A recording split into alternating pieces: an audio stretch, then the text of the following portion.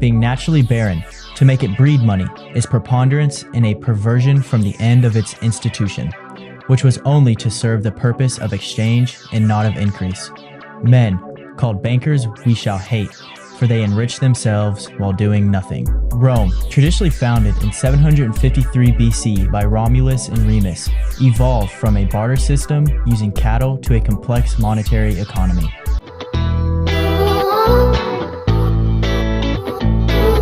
Initially, irregular lumps of copper, called ace rude, were used, later standardized into stamped bronze ingots, ace signatum, around 289 BC.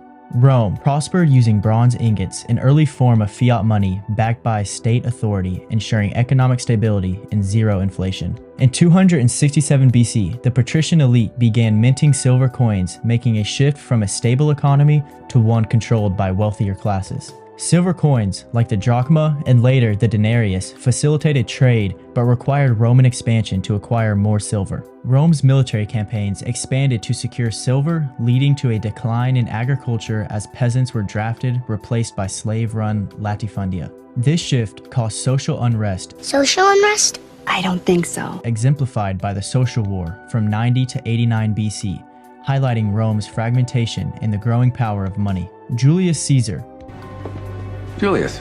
recognizing the harms of usury, implemented significant reforms to stabilize the economy and support the common people. Caesar's measures included reducing state debt, regulating interest rates, and abolishing debt slavery, which angered the elite, leading to his assassination. After Caesar's death, Rome adopted the gold standard in 27 BC. This period saw constant conflict to secure gold, causing economic instability. Gold scarcity led to deflation and economic hardship, while stringent laws against counterfeiting gold coins emphasized the value placed on gold. Emperor Constantine's tithing decree enriched the church, concentrating wealth and causing a scarcity of circulating money. With vast wealth hoarded by the church and the elite, the economy suffered, leading to social injustice and the decline of the middle class. Wait, what? Rome's economic decline, marked by alternating inflation and deflation, weakened the empire, leading to its fall in 476 AD. The collapse resulted in the Dark Ages, with diminished agriculture, trade, and technological advancements emphasizing the importance of a fair economic system. Rome's downfall illustrates the dangers of a dishonest economic system. For a society to thrive, money must be issued free of debt and interest by the state, representing the people. A fair and stable monetary system is essential for the prosperity and survival of any civilization. Let Rome's history remind us that economic integrity and equitable wealth distribution are foundational to a thriving society. Only by learning from the past can we ensure a stable and prosperous future. Next, we will discuss the Bank of England and unravel the profound events and figures that laid the foundation of one of the world's most influential financial institutions. Benjamin Disraeli, a notable Prime Minister of Great Britain, once hinted at the concealed cause behind great historical events. He believed that if the true history of England were ever fully unveiled, the world would be astonished. Revealed, your opinion is? In ancient England, with King Offa ruling Mercia from 757 to 791 AD, Offa was a wise administrator who established England's first monetary system using silver due to the scarcity of gold. He introduced the silver penny, the precursor to the term sterling. Offa also prohibited usury, the charging of interest on loans, a practice dating back to pagan times. In 1066, following William the Conqueror's victory at Hastings, Jews from Rouen in Normandy arrived in England.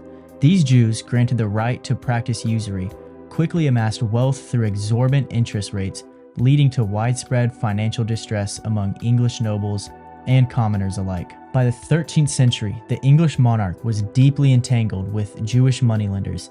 King John's financial recklessness led to the Magna Carta of 1215, which aimed to abolish usury and the privileged position of Jews.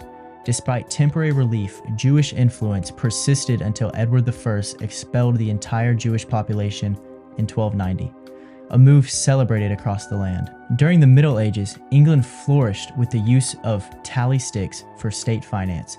This simple yet effective system allowed the government to function without accruing debt or paying interest, resulting in low taxes and a prosperous economy. The Golden Era ended tragically in the 17th century.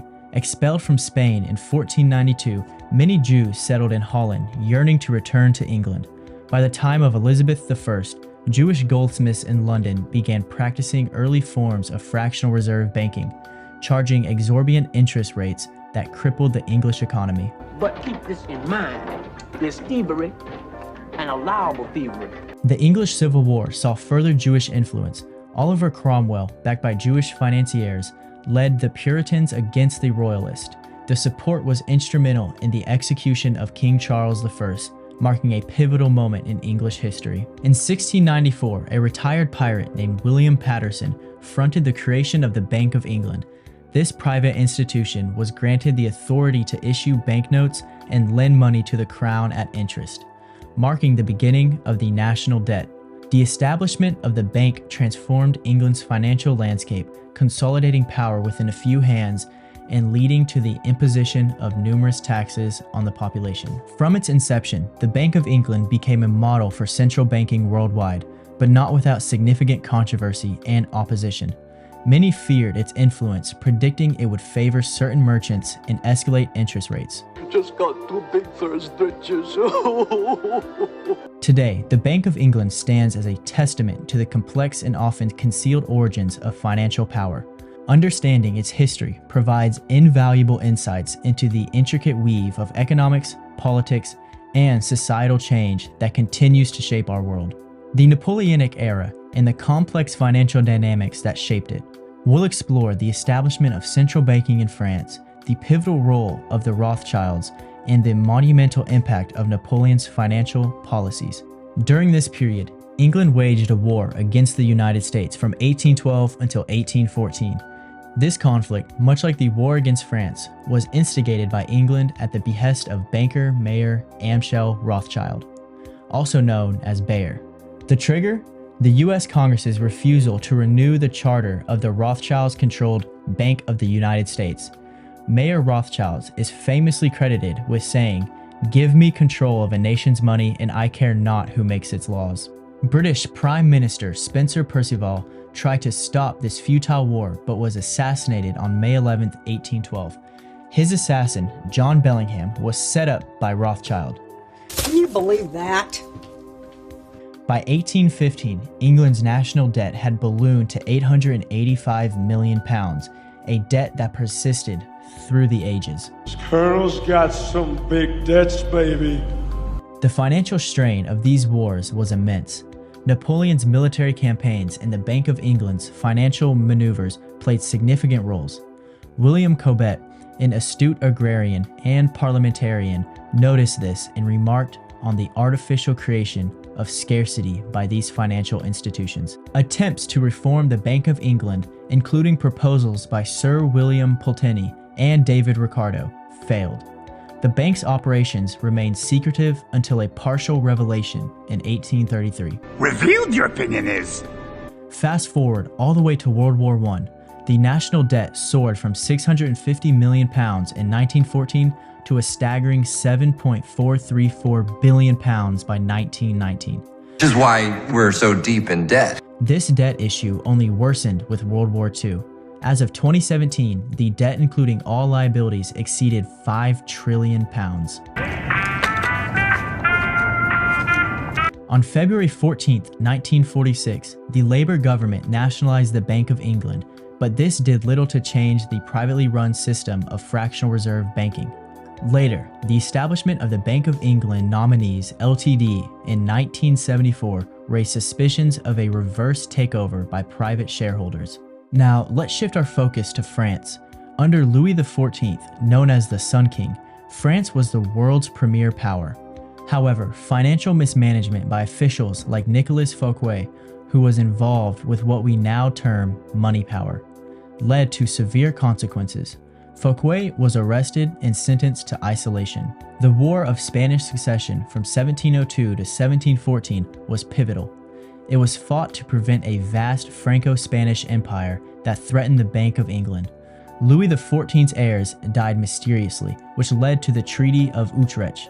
In 1713, post-war, the financial strength of England was noticed by the French. I've noticed.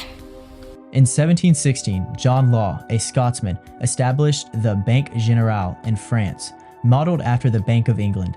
This bank soon became the Bank Royale. However, by 1720, a panic caused by rumors of insolvency led to its collapse, marking a victory for the Bank of England. And hoping the building will collapse. Napoleon Bonaparte, who ruled from 1804 to 1815, was acutely aware of the manipulative power of international finance. He sought to create a self-sufficient and financially independent France. On January 18th of 1800, Napoleon established the Banque de France, replacing the 15 private banking houses that had driven up national debt. Napoleon's banking reforms were significant. He limited shareholder dividends and ensured the bank served the state's interest. By centralizing control, he made the franc the most stable currency in Europe. This stability, however, threatened the interest of international bankers, particularly the Rothschilds. Despite wars and blockades, Napoleon's financial policies brought prosperity. He emphasized agriculture, industry, and minimized foreign trade dependency. His economic vision was clear. Loans were not to fund current expenditures. Instead, he focused on sustainable economic practices. The Louisiana Purchase in 1803 was a strategic move, selling land to U.S. to fund France's needs without resorting to loans. However, Napoleon's refusal to bow to international banking pressures led to continuous conflict. His continental blockade aimed to weaken England's economy by cutting off its trade. In 1807, the Treaty of Tilsit marked a significant alliance between Napoleon and Tsar Alexander I of Russia. Both nations resisted the usury system, remaining free from Rothschild's influence. However, Russia's eventual violation of the blockade led to Napoleon's disastrous invasion in 1812. Napoleon's defeat at Leipzig in 1813 and subsequent abdication in 1814 marked the end of his reign. Banished to Elba and later St. Helena, Napoleon's final years were marred by suspicion of poisoning. His legacy, however, includes substantial economic reforms and infrastructural advancements.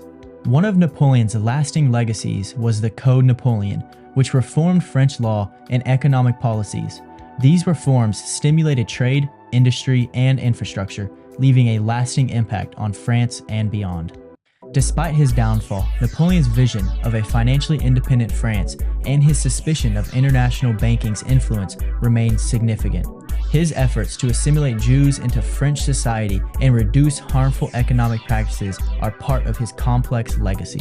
Thank you for watching. If you found this deep dive into the history of central banking insightful, please like, share, and subscribe for more truth. Leave me a comment. I want to hear your thoughts on this topic. And until next time, stay awake.